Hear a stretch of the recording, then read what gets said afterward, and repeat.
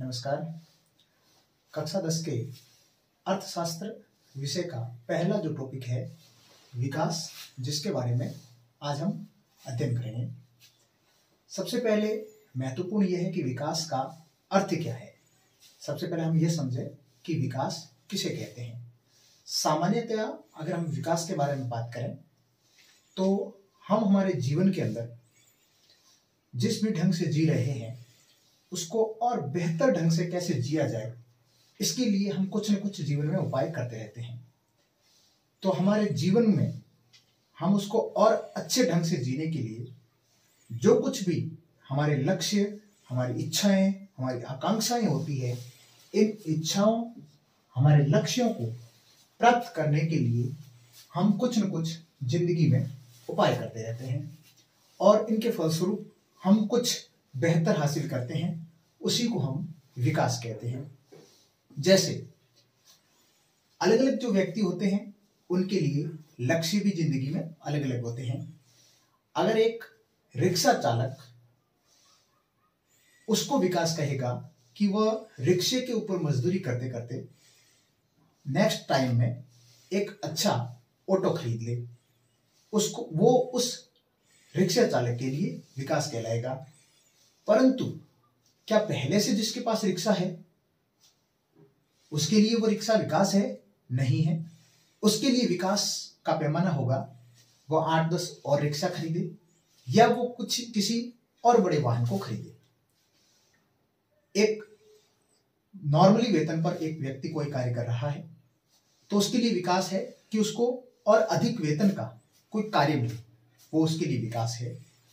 ठीक उसी प्रकार से अगर हम बात करें भूमिहीन ग्रामीण मजदूर की, जो कि समाज में सबसे नीचे के तबके में होता है, जिसके पास भूमि नहीं होती है और वो ग्रामीण इलाके में निवास करता है, तो अगर भूमिहीन ग्रामीण मजदूर से पूछा जाए कि उसके लिए विकास क्या पैमाना है, तो हमेशा उसकी इच्छाएं होती है कि उसके जीवन में जो कुछ वो कार्य कर रहा है, जहां भी वो मजदूरी कर रहा है, वर्ष में ज्यादातर अधिकतम उसका प्रयास रहता है कि उसको मजदूरी मिलती रहे, कार्य मिलता रहे और उस कार्य के बदले उसको बेहतर मजदूरी मिले, तथा वह यह चाहेगा कि वह जिस समाज में रह रहा है उस समाज में उसके साथ कोई भेदभाव नहीं हो, समानता का व्यवहार हो और पास ही उनके बच्चों के लिए बेहतर शिक्षा के लिए स्कूल हो, विद्यालय हो। वहीं अगर हम पंजाब के एक समृद्ध किसान की बात करें, उसके लिए विकास का क्या पैमाना है, तो जो समृद्ध किसान होगा उसके पास में भूमि होगी, अच्छी पैदावार होगी, तो वह विकास किसको मानेगा? वो ये चाहेगा कि उसकी जो भी पैदावार हो रही है उसमें खेतों में काम करने के लिए उसको सस्ते दरों पर मजदूर मिल जाए, जो भी उसकी पैदावार हो रही है उसका ज्यादा से ज्यादा समर्थन मूल्य उसको हासिल हो, ताकि वो अपनी आय को और अधिक बढ़ा सके।